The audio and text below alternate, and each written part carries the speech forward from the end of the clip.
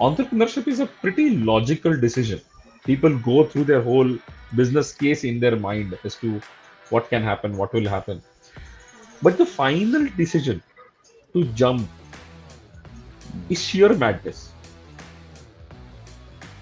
Only those people who have got a bit of, in fact, not a bit of, but a large amount of madness in their heads can become entrepreneurs. Although, being a person who has gone through three recessions, counting the COVID one, and lost job three times in the three recessions, I can say Yeah. there is no safety in the job. But yes, there is a certain sense that it's predictable. Like every month, a fixed salary comes as long as it comes. Businesses can go up and down and negative and all over the place. Ladies and gentlemen, boys and girls, do you aspire to be an entrepreneur? To build your own business? To leave a legacy behind? If you want to know how to get started, or if you're already on your journey and want some help on how to tackle the challenges you're facing, this show is for you. Here at Be Your Own Boss, we hear from entrepreneurs about their stories, some very practical tips, and some inspiration. It's time to get started. Welcome to another episode of Be Your Own Boss. These are tough times right now. Do you feel that you're stuck? Are you finding it difficult to grow your business, to take it to the next level? Our guest this week is a business growth coach, Hemant Jain, who's also a keynote speaker, a life coach, change management consultant, and a soft skills trainer. Hemant, thank you so much for taking our time and joining us here on the Be Your Own Boss podcast. Thank you, Sachin. Thank you for inviting me here.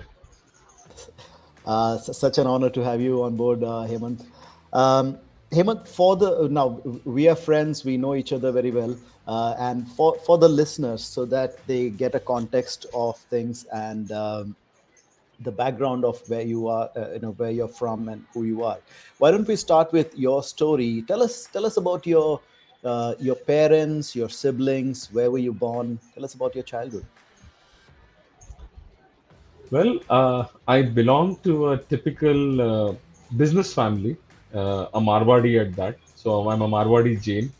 Uh, Business background. So dad was in business, uncle in business. So grandfather started a gold and silver business. Dad and uncle started a cloth business. So seen a fair bit of prosperity in my early childhood. In fact, my dad often used to joke that in his school days, they would get allowances and they would go to watch a movie in a theater every weekend. And we Hmm. would like, Dad, we should also get that privilege. So, uh, so that was a bit of prosperity. But then as I Yeah. grew up, I would say, let's say, I would say, fortunate to see the ups and downs of life. Economies went through a tumble and rise. Along with Hmm. that, business dynamics changed. So I've seen those ups and downs in business. I've seen the struggle as well as the good times of business that my dad and my grandfather has seen. So that growing up in those atmospheres kind of shaped my personality and my own resilience, if I were to say. Because when I Yeah. entered my career, my first job was in IT, and I was the Y2K batch of engineering, passed out in the year 2000, when IT was like Oh, okay. absolutely booming, and Yeah. got a great job in a company called Patni Computers. And promptly within 1.5 years, the IT meltdown happened, the bubble burst. And one Friday evening, I get a call from HR saying, "Thank you very much." So that happened. In fact, that was one of the best things which happened to me, because one thing which I'd learned was IT was not for me in terms of I was not happy doing coding. So Hmm. when the job disappeared from my life, I was pretty happy, and I jumped onto training. Along with a friend, I started a training institute, started conducting personality development program for teenagers. I did Vedic maths training for school students, college students, MBA aspirants, teachers, professors. even retired gentlemen who wanted to do something different in their life, getting bored at home. So I had very interesting audience for the Vedic maths and did a lot of GDPI training for MBA aspirants. Very interesting life before I did my MBA. And then jumped onto change management consulting post MBA, which was all about people. Working in IT companies, I got to work on the people side of large scale transformations. And that's where my journey of working very closely with people started. The 1.5 years of my training kind of set the foundation, and then my consulting career of the last 20 years built up the whole working with people vibe, and it was a great experience. Kind of coaching began informally in those years where I was working with people, building relationships, and as building relationships happened, people would come and discuss their problems of personal lives, careers, everything would with us. And over a period of time, I kind of developed that knack of helping them find solutions simply by somehow asking the right questions. Of course, I never had the solutions to give it to them. So I would just ask them a lot of questions, and they would find answers, and they would go back happy. It's the wisdom of the sages that the answer always lies within you. Yeah. And we use the same principle when we do business coaching also. We do it in a group, and we always say that the answer lies within the room. We don't have to Yeah. look for outside. Yeah. Yeah. So And it's that's been an and that's the interesting most journey. important thing, right? It takes someone else to come from outside and take an outside in look to help people, help businesses find that answer within themselves. Yeah. So Absolutely. So one is finding answers within you, and the yeah. other thing is also finding answers within your own community. People don't really need to look outside. If you can bring 10, 12 business owners together, they will start solving each other's problems. And they may have difficulty solving their own, but very happy to solve other people's problem. And it really works wonders when you see that in action. It's great Yeah. dynamics. Wow. Wow. Hemant, so like going one step back here, in the beginning of your, like, let's say from your schooling days, you've seen entrepreneurship in your family. So you've always seen business. So did that always, stay in the back of your mind that one day you wanted to become a businessman, you want to start your own business? Because Oh, you absolutely. after your studies you went into job, right? I mean, you how did the family take that? Yeah, yeah. So I think I put all the blame on the good scores I got in my board exams because I mean the career was set. You do your school, you enter Yeah. college, morning you go to college, and afternoon you report to dad's business and start working with him. By the time you complete your 5 years of commerce education, you've learned the business also. That Yeah. career path was pretty much set, but good marks in my board exams, and everybody was asking, "Oh, is he going to take science? Is he going to take something else?" And Dad said, "Oh, why don't you explore science and engineering? If you do well, we'll start a factory for you." with with that kind of a push, I ended up doing my engineering and then doing my MBA also. Wow. So quite a So diversion from life Oh, absolutely. Like I've done I mean, started off with a career path towards doing a business, did my electronics in my 11th, 12th, then engineering, then MBA, and then end up doing change management, which is absolutely people side of it. So life has been very series of transitions, but I think the business is always there. It's kind of in the blood. So even when we were doing MBA, me and a friend of mine would often discuss all kinds of business plans. uh, Mm. if you remember, Myntra started as a business of customized T-shirts, Hmm. not a full-blown shopping website. Now Yeah. that was an idea which me and my colleague, which my friend from an MBA days, we had discussed and created a whole framework for back in 2003 while we were 2004 while we were at NITI doing our MBA. We invited a few people who would design that website because the website was the key. A Hmm. website where you can go drag and drop and create designs of a t-shirt in a graphical user interface 20 years ago. Nowadays it's common. 20 years ago, it was not something very common. Yeah. So we got some very exorbitant quotes, and we had to leave the idea because we did not fairly have that money. Then, if you remember justdial.com in India, you call up and Yeah. any service you want, anything you, any kind of service or service provider. That was Yeah. an idea we discussed pretty heavily and developed the full-blown business plan. Started out even trying to find some VC who can fund it, but because the original ask was almost 5 crores for the first 5 years of operation, because it's a very data gathering intensive activity.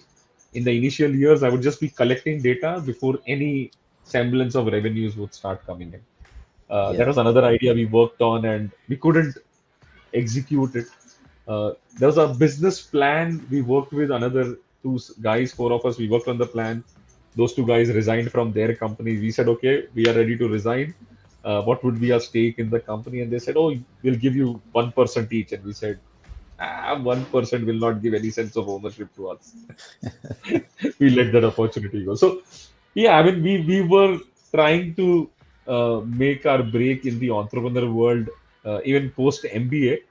Mm. I finally, after 10, 11 years, my friend gathered enough courage to jump off the career in the consulting world and went and started something on his own.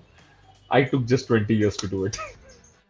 Yeah, but looking back, I mean, the you had brilliant ideas. Idea of justdial.com, which is virtually uh, a talking Google in India, right? You just dial the Yeah, number, and then businesses can, like, the people can call you.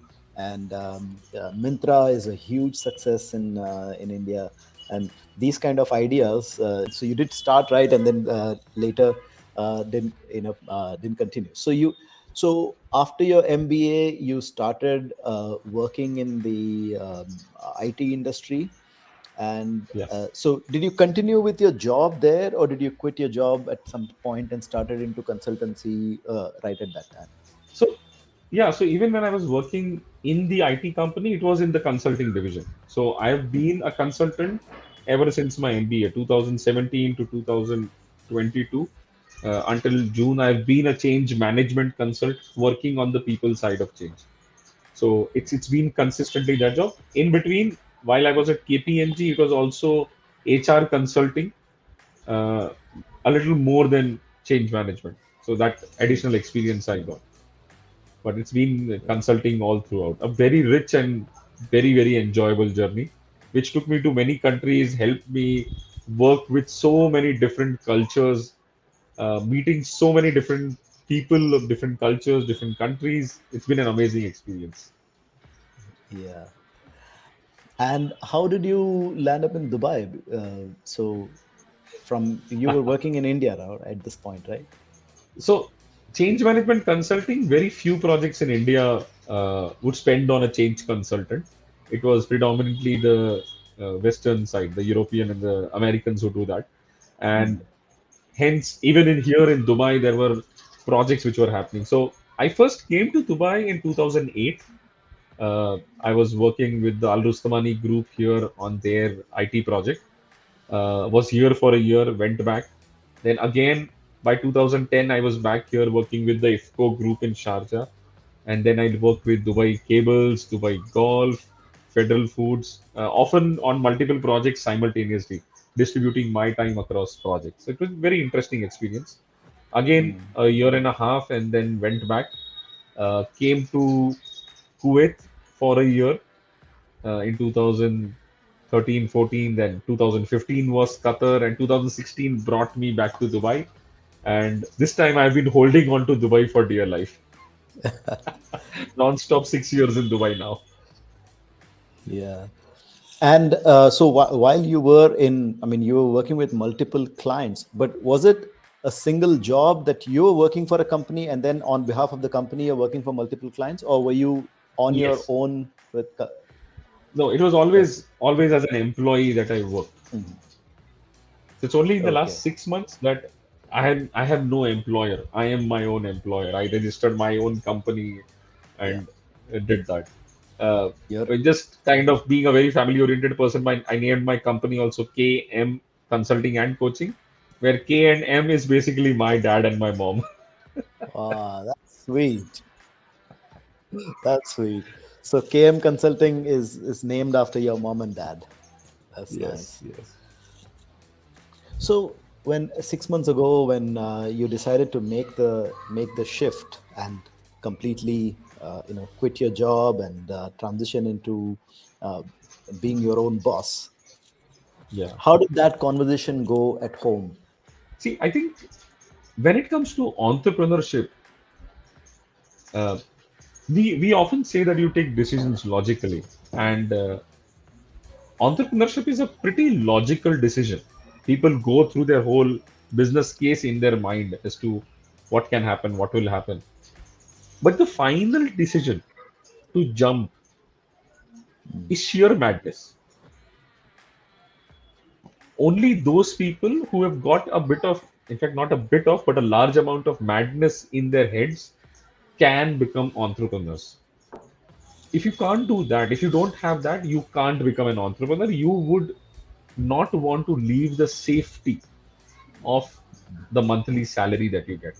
Although, being a person who has gone through two recessions, in fact, three recessions, counting the COVID one, and lost job three times in the three recessions, I can say Yeah. there is no safety in the job, but yes, there is a certain sense that it's predictable. Like every month, a fixed salary comes as long as it comes.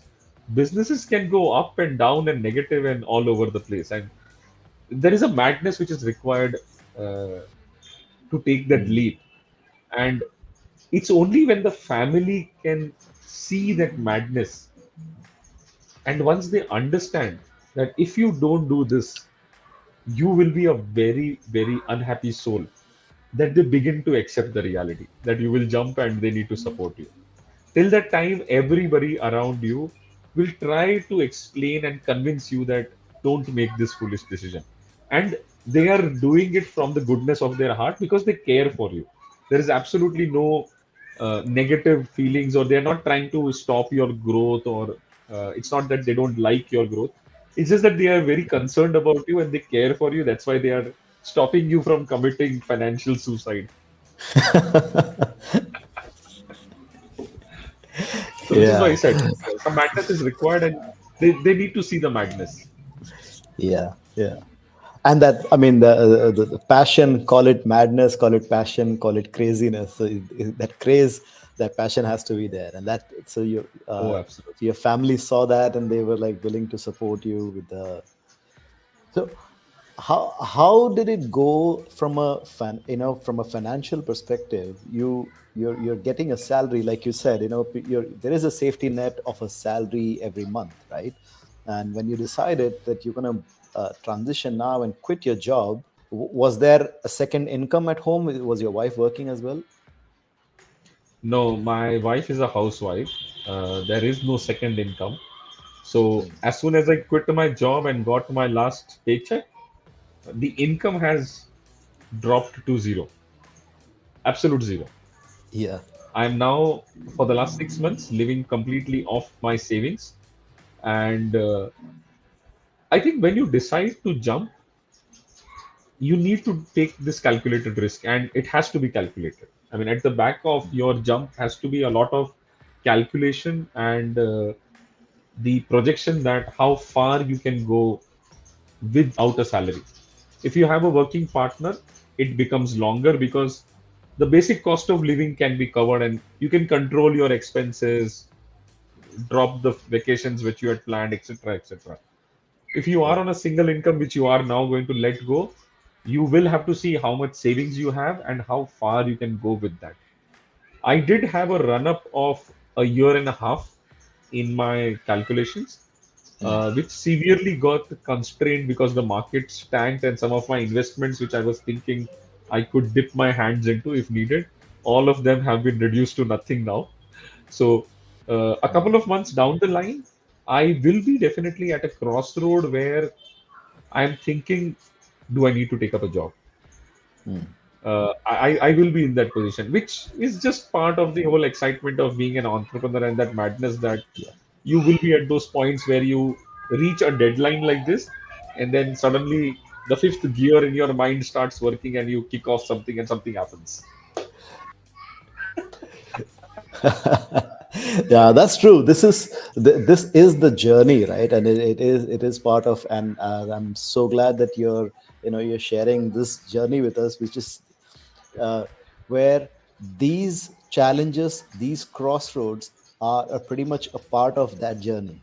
And you're gonna Yeah, absolutely, absolutely. In fact, let me say here that if I had to go back in job search mode, let's say 3 or 6 months down the line, I would update my CV, put this 6 to 9 months of experience of running an entrepreneurship, and put it in bold, failed entrepreneur.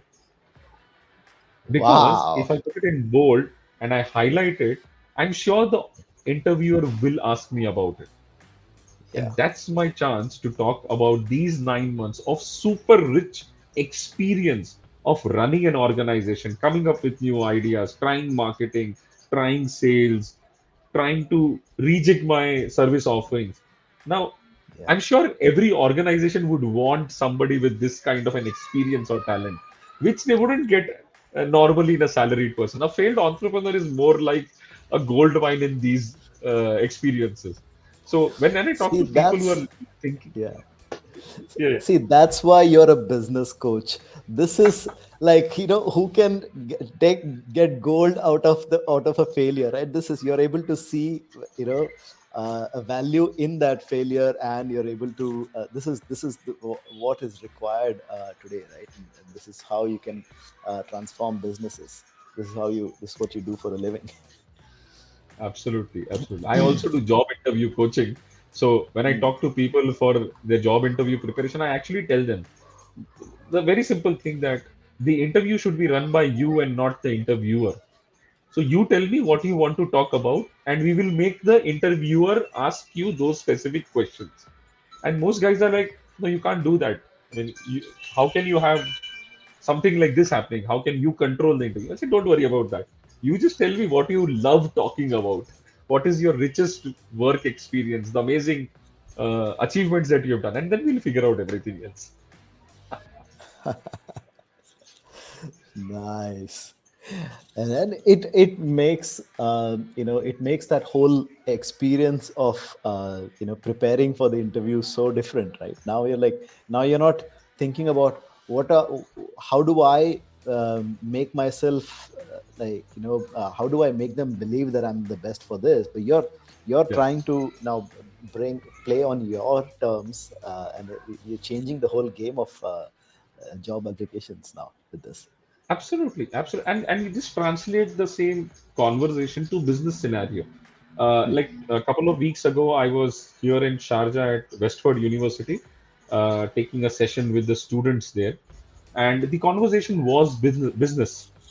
And I said today we will not learn something or teach something. We'll just pick one product of your choice, one product or service, and you will build a business out of it.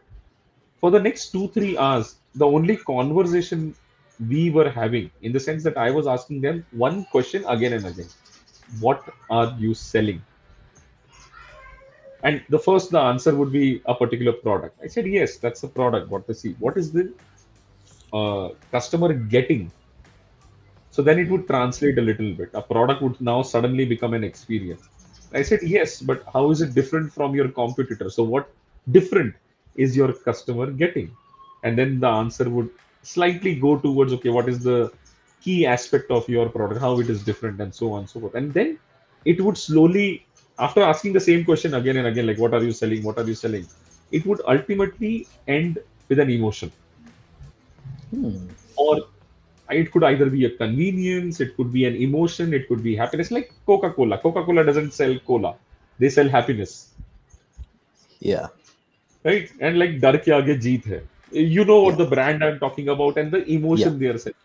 So that class of 3 hours with those students, I just had exploring them one single question: what are you selling? Now, the same thing I use in business coaching. What are you selling? Who are you selling to? If they can refine that, every conversation they have with their prospective customers is going to be very, very different, because they will Hmm. stop talking about their product completely. Yeah. And that's And where you go from selling to people buying. You stop selling Yeah, and people are buying. yeah, yeah. I remember the Fortune, the Fortune refined oil ad. They till Yes, it's made by Piyush Jain, who's the master of making ads and all. The whole ad, you see, you're trying to guess the product. Okay, it's a mother who comes and feeds, and he says, Ghar ka khana hota hai."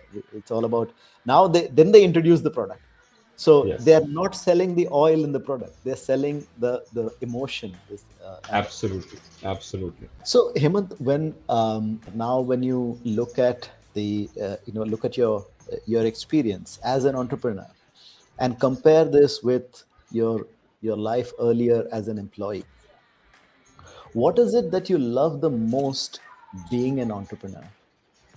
See, for me, since I am an entrepreneur in the field of coaching, the difference I'm able to make to an individual's life and to the individual's life through their business, I get to Mm, see very instantly the sparks that happen in their minds, in their eyes, the aha moments that they have. Like we're talking and suddenly they get an idea, or I give them an insight which suddenly changes their entire perspective of either life or business. It's, I mean, like blissful. yeah. I enjoy that the most. For me, Mm, that beats everything else that I've done, because corporate world ultimately is a world run through email, powerpoints, word documents. You do make a difference in people's life. It's not very visible at times. There are those mm, opportunities when you see it, but you can't see it day in day out. They're struggling most of the time to make things happen. Here it's like very specific. And the other thing is, corporate world, you make a difference to a large like in my change management consulting experience, mm, I made a difference to a large number of people's lives, but the difference is still pretty superficial or shallow. I mm. can't make a deep difference in their life. Here in coaching, I'm able to affect their life positively at a very deep level. So for me, Wow. that's been the biggest thing. With time, as it grows successful, I'm definitely going to have more financial freedom, better Mm, finances, so I will be more master of my time. At this mm, stage, when I have just begun my entrepreneur journey, I would tell people that all those who think that they should do entrepreneurship because they want to escape 9 to 5 or 9 to 6, well, the thing is, you go from 9 to 6 to 24 by 7 when you become an that's entrepreneur. true. Because Absolutely. 9 to 6, maybe 9 to 9 with meetings, stretched, etc. But an entrepreneur is thinking about his business 24 by 7, Saturday, Sunday, no breaks, nothing. He's pretty much working all through also.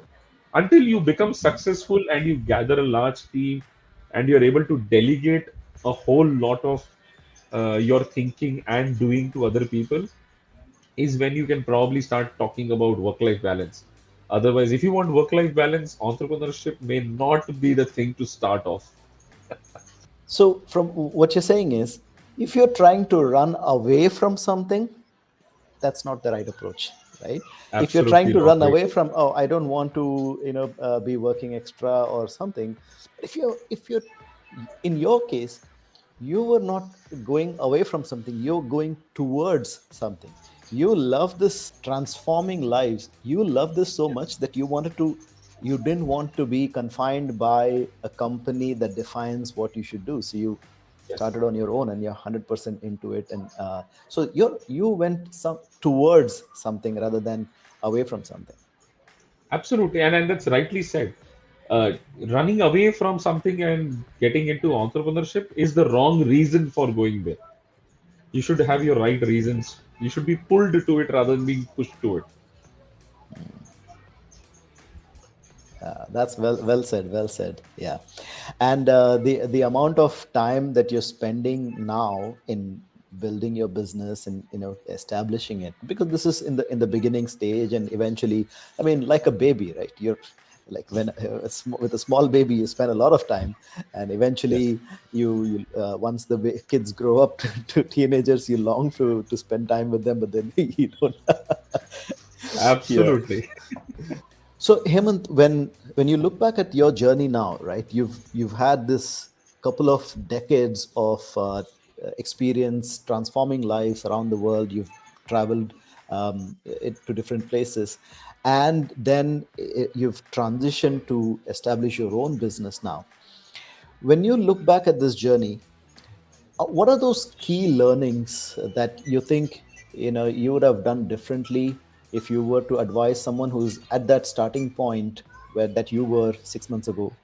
Okay, what would you tell them to do differently than what you did? So when it comes to entrepreneurship, there are a couple of things which you need to do when you're just about to start off. One, I would strongly advise to have at least a 2 years financial backup. Because if you're starting off with a new venture, I think 2 years is a good enough time. You should give it to take off. It could take off earlier, but giving up in less than 2 years would be not giving it due justice. So 2 years financial backup you should have so that you can sustain it. The Mm. second is, I think, if you're going to work with a team, the choice of your team, that's supremely important.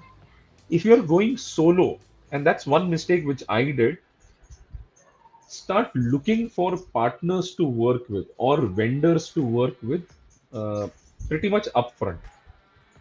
It might take some searching. For example, I tried doing my social media on my own, and I was not systematic, I was not very focused.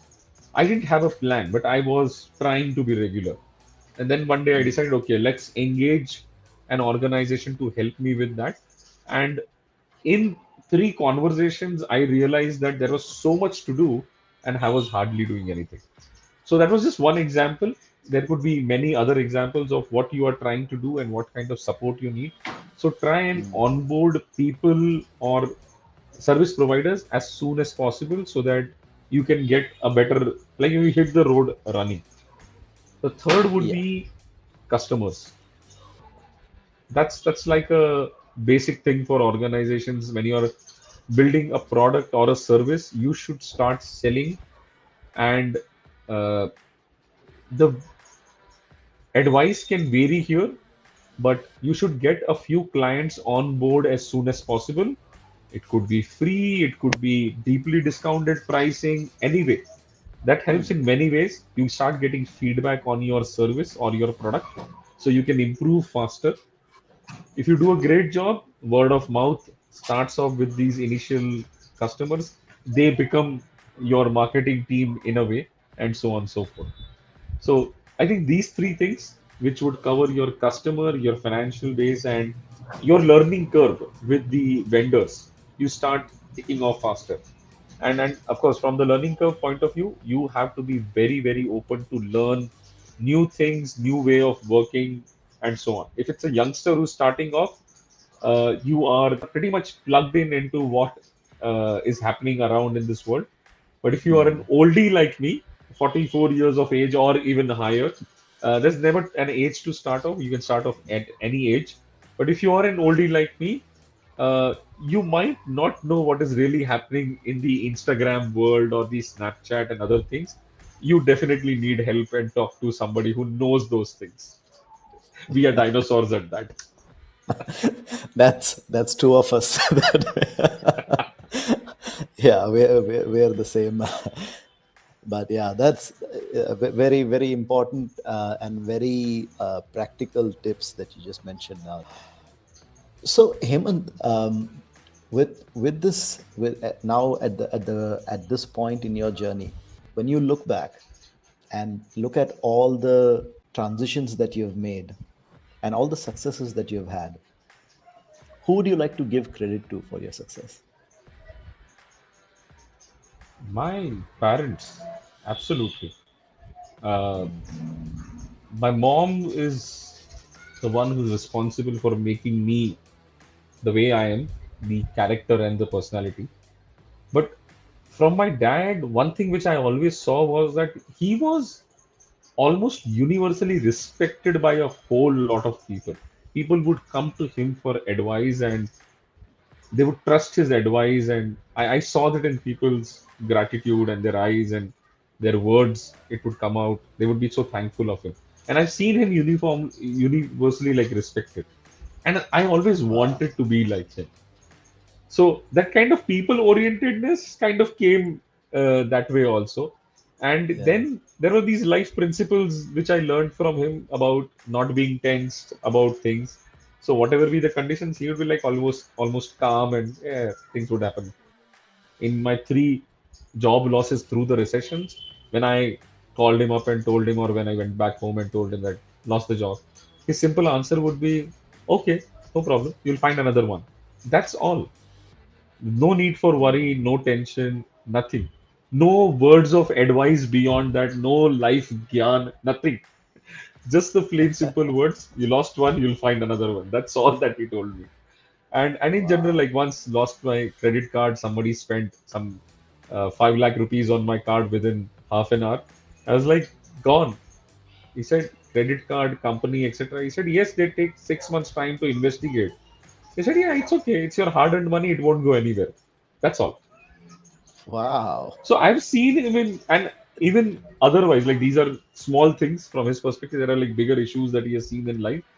I never Yeah. saw him tensed, and he was like, peace of mind is most important.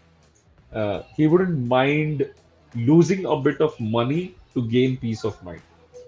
If there was a business dispute with a couple of lakhs at stake, uh, he would choose the path of mental peace rather than keep fighting for it and be tensed about it, and so on and so forth. And eventually, things would turn his way also. So, those are a couple of things which I've learned from it and which have helped me be where I am today, which helped me take the decision of even jumping. So, I know that I have some backup. I want to do this. I'll do this. It will be fine. If it is not, I'll find another job. Yeah. Yeah. That confidence and the now that's the secret behind the smile and the always. So just for the listeners who if you haven't seen Hemant, Hemant is always smiling no matter what the situation is. You will see that when he was telling about the losses, when he was telling about that he lost his job and things like that, when we were having conversation earlier, always smiling. And this is where that energy and the confidence comes from, and this is where your inspiration comes from. So, in fact, the first time the job loss, I was like very thankful. The first job loss, I was very thankful. It happened because I was not enjoying my IT job and I was happy it happened. Second time, it was like, oh my God, job loss, no salary, what will happen? But quickly recovered from it. The third time job loss happened, I was like, okay, probably this is a sign I should be doing something different. So let me start exploring. Because the last two times the job loss happened, I actually started off thinking of something new. The first job loss, I started my own business, did trainings for a year and a half, which changed the course of my life. Like that training was responsible for me getting into change management, which has taken me to so many countries. The Yeah. second job loss gave me a very different perspective of life, and I started thinking it differently. So third time was a good kick in the back. Time to do something different. Okay, let's do the life coaching certification I've been thinking about for 4 or 5 years. Time to put it into action. So everything happens, like it happens for good. You've kind of turned every adversity into an opportunity, and you've turned it around with your positive attitude. What's your next plan now? So for now, along with the life coaching which I was doing for the last 2 years, I'm now started into the business coaching for the small and medium enterprises. Uh, Working with the UK-based firm, the Alpha Group. I'm the regional director for Alpha Group in Dubai now, and we bring in the concept of the executive board for small and medium-sized enterprise. So it's a very interesting concept. Different, uh, let's say 12 to 15 business owners, up to 20 maximum, come together in a room and they form a board.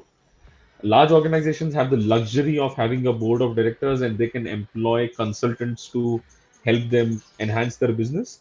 We bring that in a very economical way for the small and medium sized enterprise. So you form the board of different business owners, and I will be their coach.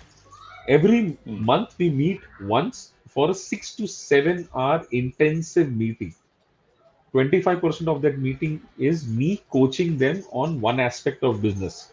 It could be their goals, it could be their operations, leadership, development cycle, uh, customer orientation, customer profiling, their unique, let's say, prospect identification, and so on and so forth.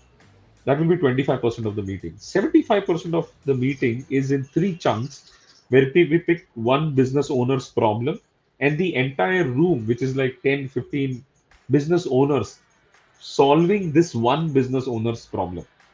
So it's a Wow. mastermind, it's a brainstorming where everybody is solving each other's problem. Now, the beauty is all these business owners are from different businesses. When we form a board, we don't have competition in the room. There cannot be two hoteliers, two restaurant owners, two printing businesses. So, very diverse business owners in the room are giving ideas to a single business owner, which this business owner may not have encountered because they are in that siloed thinking of their own business. They get very different, diverse ideas. The second thing is Yeah.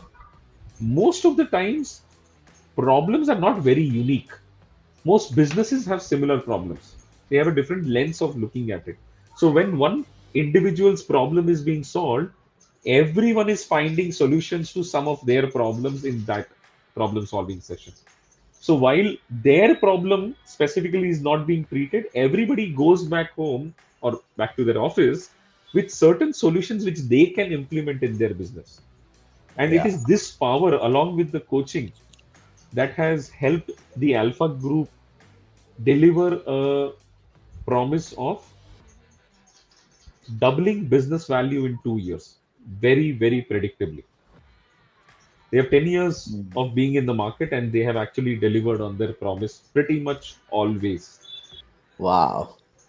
So when the different different business owners, different people from different backgrounds, they come together solving trying to solve a single problem. So how does it, so I'm trying to picture myself in that room now. There are 10 people, let's say 10 people coming in from different business backgrounds. Everybody has their own problems. Whose problem are we solving? So it pretty much go round robin. People are given the opportunity to present their problems. Before the meeting, they would send their problems to me, and we pretty much take them in first come first serve basis. And every month we are picking three business owners. So in a matter of 4 to 5 months, each one's one big problem would already have been taken up. And while they are solving other people's problem, also they are getting ideas to solve their own problem. So it's not far off. And if somebody has an urgency, even beyond the board, I can do one-to-one coaching with them. And there is the whole gold coaching framework. And the gold is not just the metal gold; it is goals, operations, leadership, and development. It's a whole model built around the goals, operations, leadership, and development of the organization. And they can pick a particular problem they have, and we pick up the respective aspect of business and we coach them onto it. So even a one-to-one coaching possibility is there when they get engaged. Wow. And how do people connect to, so let's first talk about these monthly meetings, right? So how Yeah. can small businesses, new entrepreneurs get on board with these monthly meetings with Alpha? So it's as simple as talking to me. I explain them the whole concept, tell them about the fee they need to pay. Depending on their business size, it's pretty much either 150 pounds per month or 300 pounds per month for businesses with larger revenue basis of more than 1.5 million. And they fill up a application form. Head office, our MD Colin would evaluate the business owner and approve or reject it. And it also becomes a kind of first come first serve because, as I said, it's only one business type owner in the room. So if there are Yeah. two people who are doing a similar business, let's say digital marketing, the one whose application gets accepted enters the board, and the other one will have to wait till the second board is formed several months later. Because I'm not going to form many multiple boards at the same time. I form one board, run it for at least about 6 months, and then think about forming another board when the first board has taken some traction. So it's as simple as talking to me. I explain them the whole concept and they choose. Or let's say if they want to experience, then after I've taken them through the concept, and they can attend one board meeting and see the whole thing in action, and then they can decide. But of course, since it's serious business, they have to sign an NDA because they are entering a room with business owners where business Yeah. ideas are being discussed. I mean, core business things are being discussed, and it's not free. They need to pay for that one meeting also. Absolutely. The organization, the Alpha Group, is very clear about it that we deliver immense value in those meetings, and we do not hand it out for free. Yeah, makes sense. And so, how do people reach out to you, Hemant? What's the best way? Sure, I'm on LinkedIn as Hemant Jain, easy to find. And the other thing is, I have a Linktree account where linktr.ee/coach Hemant. Uh, we can put it in the comments, and people can click there, and they will Yeah, find all my contact details there, my socials. They can reach me by email, WhatsApp, direct calling. Everything is there on that one link. got it. So that's linktr.ee. That's linktree, linktr.ee/coach Hemant. Yeah. That's Yes. CoachHemant, Coach Hemant. And that's where people can find out your contact details and reach out to you. Yes. All right. Hemant, thank you so much. It has been such a wonderful conversation. Thank you so much for sharing your journey with us. Thanks for coming on the Be Your Own Boss podcast. Thank you, Sachin. It's been an amazing experience being here, having a chat with you. Hopefully, the entrepreneurs listening, the students listening, the people, the businessmen, anyone everywhere who's listening to this podcast, and I hope thousands and thousands of people are listening to this one, get some shred of advice from it and can actually act on it. It'll be great for them. Yes, definitely. Hemant, thank you so much. Ladies and gentlemen, boys and girls, that was Hemant Jain, business growth coach, keynote speaker, change management consultant, and soft skills trainer. And you've been listening to Be Your Own Boss.